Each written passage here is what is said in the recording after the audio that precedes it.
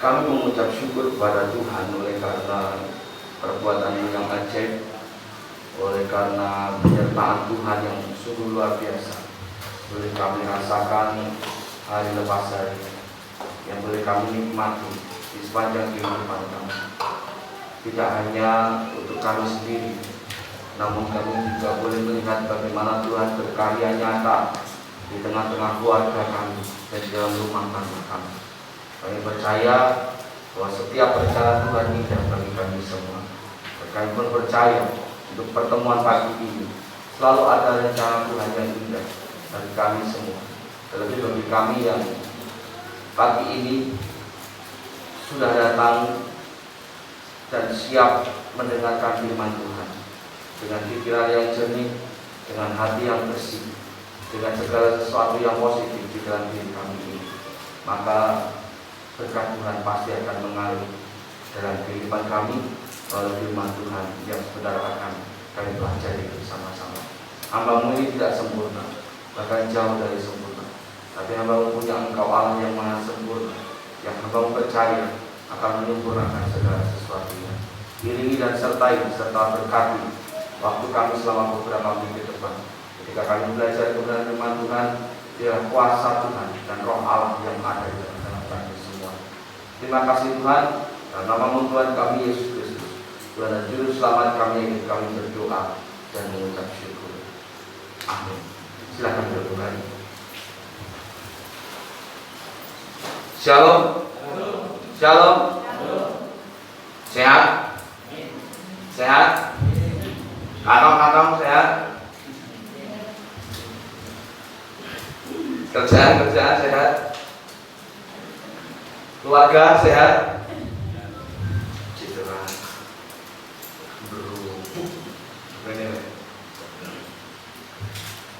Serba salah.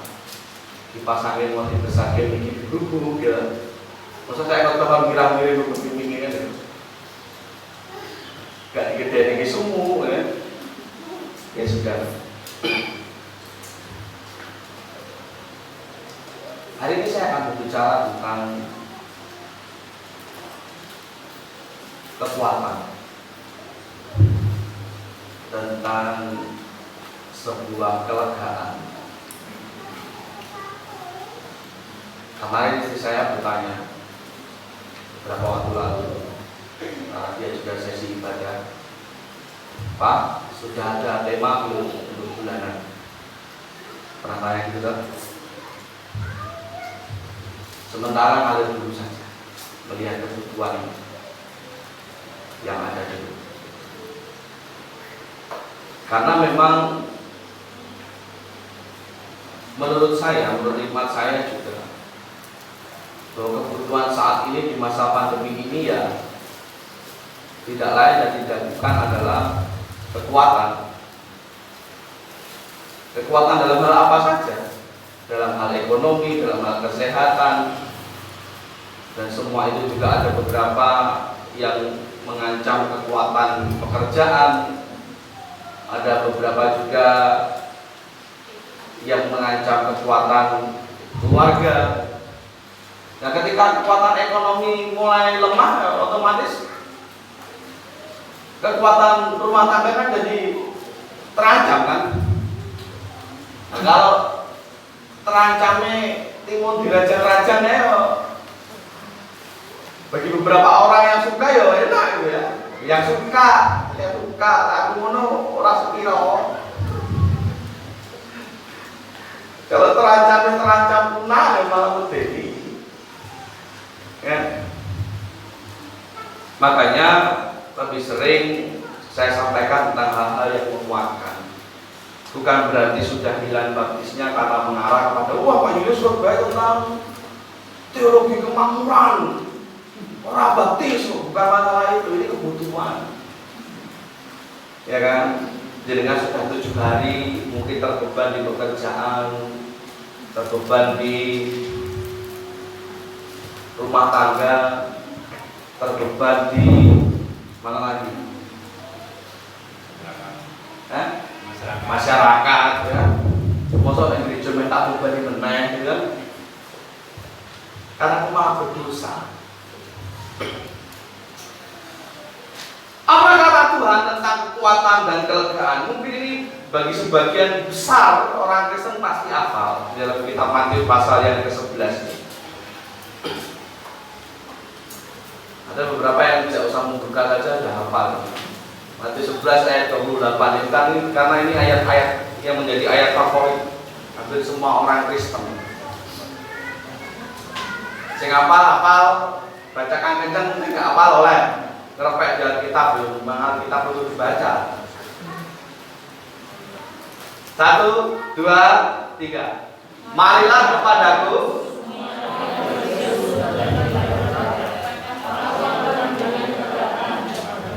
Lagi, sekali lagi. 1, 2, 3. Marilah.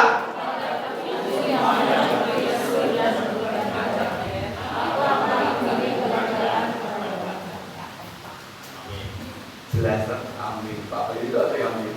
Lihatnya yang tadi tak takon. Jelas sekali firman Tuhan berkata, marilah kepadaku semua yang letih lesu dan apa kata Tuhan? Apa kata Tuhan Yesus Kristus di sana? Aku akan memberi kelegaan kepadamu. Simpel saja. Ada dua bagian yang saya mau katakan. Karena ada Pak Tukang juga yang sedang berhenti menunggu kita selesai ibadah. Jadi kita tidak akan berlama-lama. Kita menghormati mereka yang bekerja juga. Yang pertama, ketika Tuhan berkata, aku akan memberi kelegaan kepadamu. Artinya dalam kalimat itu Tuhan sedang menyampaikan siapa sumber kelegaan itu? Siapa sumber kekuatan itu? Ketika ada orang bertanya kepada saya atau berkata kepada saya, Pak, aku ada duit, engko sore teko datanglah ke rumah saya. Maka kalau Anda menyimpulkan, menafsirkan, kira-kira maksud saya apa? Mau memberi uang. Itu contoh loh ya. Orang terus kok sore nek kabeh orang. Ya ora apa-apa kok donga bareng nangis bareng ora apa-apa. Itu mau contoh. Artinya saya menjamin kalau jenengan datang ke tempat saya, jenengan pulang akan membawa uang. Pak, berasku entek. Ya, engkau awan datanglah ke rumah saya. Artinya apa? Saya memberikan jaminan bahwa ketika Anda datang ke tempat saya dan Anda pulang dengan membawa beras. Artinya saya menjamin bahwa apa yang Anda mau saya punya. Dan ketika Tuhan berkata, aku akan memberikan kelegaan bagimu, artinya Tuhan sedang menjamin bahwa siapa saja yang mau datang ke tempatku akan memberi.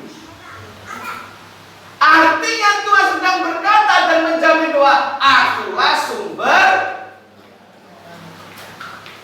Aku duwe apa sing mbok.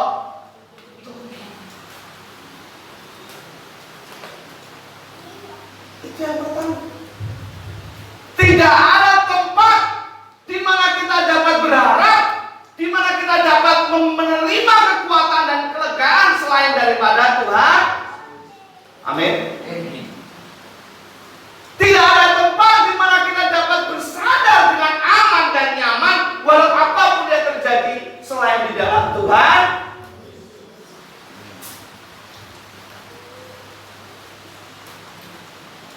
Jangankan masa pandemi yang segala sesuatunya susah.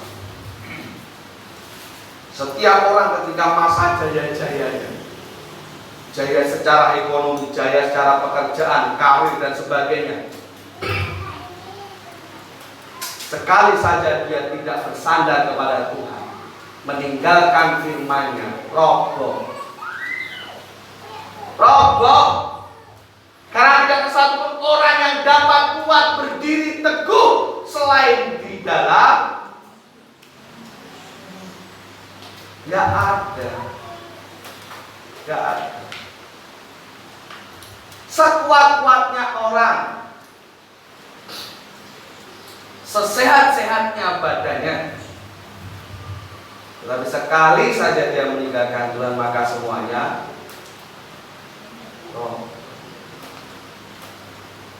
tidak ada tempat selain dalam Tuhan. Makanya jangan mengandalkan manusia. Selain karena manusia itu mengecewakan, selain karena manusia itu dapat membuat kita sakit hati, nah, manusia itu juga tidak sempurna. Apa yang mau kita andalkan? Boleh percaya kepada manusia, tetapi jangan melebihi percaya kita kepada Tuhan. Sebab semua manusia bisa menjadi bangkit yang diam-diam ternyata menusuk dari belakang. Yang diam-diam ternyata suka rasa-rasa. Karena setiap manusia itu dibekali dengan mulut. Apalagi sekarang mulutnya dipercanggih dengan jempol. Menebar fitnah, menebar hoax. Nah, ini prestasi atau sesuatu yang memalukan. Beberapa waktu lalu saya membaca sebuah link berita. Kalau melihat dari portal beritanya sih terpercaya, yang menuliskan bahwa Indonesia atau netizen itu tahu nggak? Orang-orang pengguna sosial media itu disebutnya netizen, atau orang-orang Indonesia, netizen Indonesia itu mendapat gelar yaitu netizen tertoksik se-ASEAN atau Asia Tenggara. Toksik tahu toksik?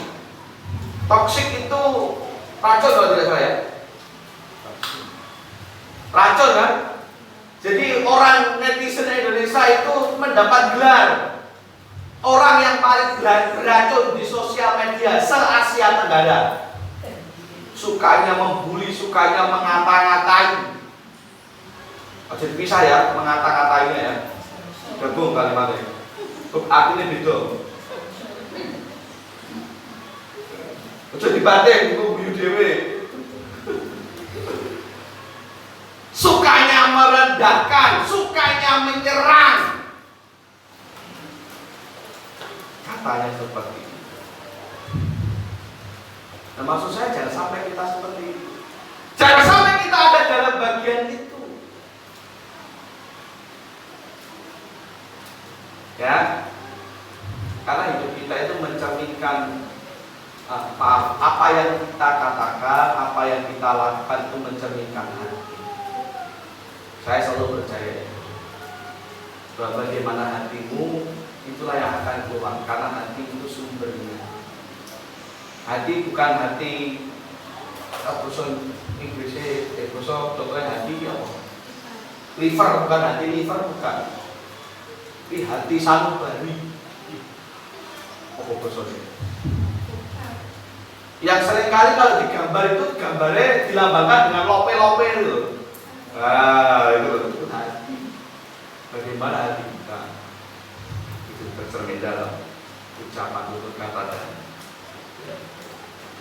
Nah, kembali ke tadi, manusia itu bisa menjadi ingkar, bisa menjadi khianat karena punya mulut. Ya kan? Dia bisa memanfaatkan itu. Kalau firman Tuhan katakan dari satu lidah bisa keluar kutuk, bisa keluar berkat. Dan semua orang punya kemampuan itu. Oh, terserah dia punya kemampuan atau apa itu, tapi itu orang punya. Semua orang selama aja beli lidah kan. Tapi orang beli lidah sekarang bisa pakai jempol. Makanya kalau dulu bilang mulutmu harimaumu, sekarang tidak, jempolmu harimaumu. Sekali lagi, tidak ada tempat lain selain daripada Tuhan di mana kita dapat bersandar, di mana kita dapat menangis sepuas-puasnya tanpa harus takut kehilangan harga diri ketika menangis di hadapan. Karena ada beberapa laki-laki itu yang air matanya itu larang, air matanya itu mahal. Kenapa? Harga diri bro, lanang kok nangis. Ya, ada beberapa yang seperti ini. Malu, izin. Tetapi ketika seseorang itu dengan sepenuh hati berdoa di hadapan Tuhan, menangis sampai sejadi-jadinya, orang bakalan Tuhan biaya isi-isi terus Tuhan nangis lah bakalan Tuhan. Terus besok Tuhan ngomong cerita-ceritanya tak omongin ya. Ini Tuhan yang ngomong bukan saya. Tugiono wis tuwa nangis dungane ngarepku, tak bakalan Tuhan seperti itu. Hanya kepada Tuhan kita bisa mempercayakan semua yang ada tadi. Amin. Kekuatan itu sumbernya dari, kelegaan itu sumbernya dari, mau curhat seperti apapun boleh ke orang-orang yang Anda percaya, tetapi jangan pernah lupa curhatlah yang terutama dan pertama-tama kepada Allah. Tuhan yang bisa memberi kelegaan. Ada yang pernah punya masalah, dungo, orang yang ngerti yang ngomong apa, misalnya mau nangis toh, tapi begitu amin, berdungonya apa roro amin, dari lega. Pernah enggak? Mungkin sakit berat beban ini. Pengennya dungo, tapi musim itu mau nangis toh. Kalau Tuhan Yesus aku, Tuhan Yesus aku, oh tau ya, roro amin. Tapi kok lega ya? Pernah enggak? Gitu kan? Tuhan tahu bagaimana manusia melebihi orang-orang yang ada di sini. Hanya Tuhan yang bersih. Nah, kalau sudah tahu bahwa hanya Tuhan Yesus Kristus yang menjadi sumber kelegaan dan kekuatan, apa selanjutnya? Masih dalam kitab Matius. Marilah kepadaku. Suatu ajakan, suatu perintah. Marilah kepadaku semuanya yang letih, yang lesu, yang terbeban berat. Artinya, kalau engkau mau dibebaskan dari keletihanmu, kelesuanmu, beban beratmu, Yesus berkata, marilah. Dan siapa saja yang mau dibebaskan, wajib dah. Yang pertama kita belajar bahwa sumbernya itu adalah Tuhan Yesus Kristus yang menjadi sumber dan kekuatan. Yang kedua kita belajar kalau mau dilegakan berarti datanglah ke sumbernya. Tanpa kita datang, maka mustahil kita akan mendapat kekuatan. Balik di contoh, ingat contoh di awal tadi. Saya sudah bilang, kalau engkau mau uang, datang ke rumah. Tanpa datang, kira-kira gitu. Asik butuh sopo Pak Aguan keterennya omai. Kan begitu. Itulah saya. Tetapi intinya, Tuhan mau melihat seberapa keras perjuangan dan upaya kita untuk mencapai itu semua. Karena itu Yakobus ingatkan, iman tanpa perbuatan mati. Percaya Gusti Yesus nyukupne tapi ora berdoa, ora nang gereja, ora perpuluhan, sing paling parah ora gelem kerja. Akhir parah meneh. Lagi yakin sesuatu cukup, yakinmu. Karena keyakinan itu juga harus dibuktikan dengan tindakan-tindakan yang karena iman yang kita miliki itu bukanlah iman yang konyol. Maka saya suka aneh kalau ada orang yang entah punya beban berat, punya masalah, apapun masalahnya, masalah kesehatan, masalah keluarga, masalah pekerjaan, yang jalan yang dia pilih justru entah itu sementara atau selamanya, tapi jalan yang dia pilih meninggalkan Tuhan. Paham saya? Ada orang nih yang punya masalah, entah mencari dengan alasannya yang rohani sekali itu, entah mencari hikmat kayak, entah mencari ketenangan kayak, entah mencari apa kayak, tapi dengan cara meninggalkan Tuhan. Makanya saya selalu bilang, justru lek punya masalah nang gereja. Kalaupun khotbah saya lagi rumahnya pujiannya gak melu nyanyi, sepenting hatimu ayem. Begitu toh? Buat apa? Dekem de omah. Emang kalau ada terus di rumah, depit-pit, pojokan kamar, masalahmu rampung. Makanya aneh gitu. Orang punya masalah, bukannya ke gereja, kok malah uldurnya lucu. Sumbernya itu di sini, di dalam Tuhan. Loh, Tuhan kan ada di rumah saya, Pak. Iya tahu. Saya kan berdoa, Pak. Iya tahu. Tapi Tuhan berkata satu itu harus kamu lakukan, tapi yang lain jangan kamu tinggalkan.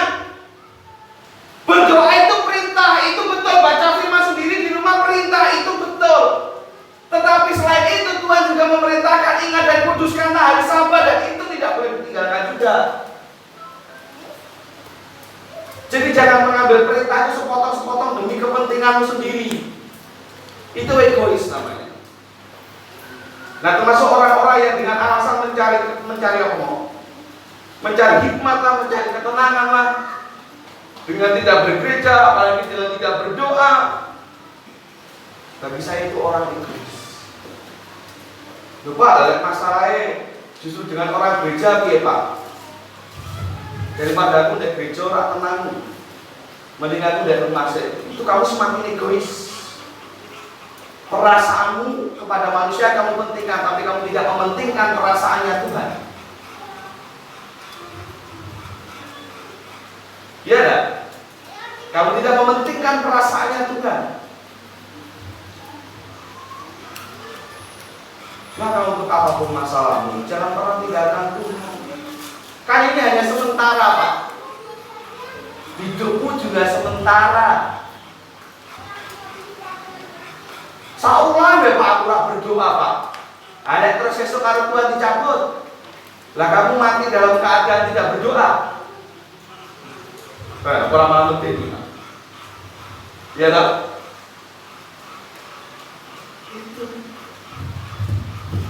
Mati dalam keadaan meninggalkan Tuhan, jauh dari Tuhan.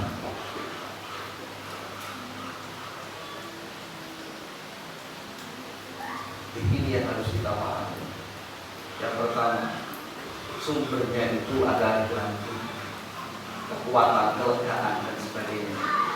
Maka yang kedua, jangan pernah tinggalkan Tuhan. Jangan pernah lari dari Tuhan. Nggak akan mampu. Sejauh apapun Anda lari dari masalah, kalau Anda tidak datang kepada Tuhan, masalah itu mau muter-muter. Maka datanglah kepada, karena Tuhan mengajak, marilah kepadaku yang ada sudah maka Tuhan memberikan kelegaan. Saya ingin menutup dengan satu ayat. Silakan dibuka dalam Yesaya pasal 40 ayat 31. Yesaya pasal yang ke-40 ayat 31. Sebagai penutup.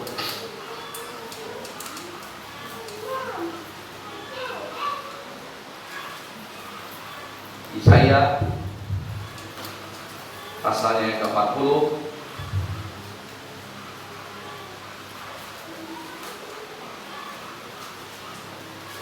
ayatnya yang ke-31.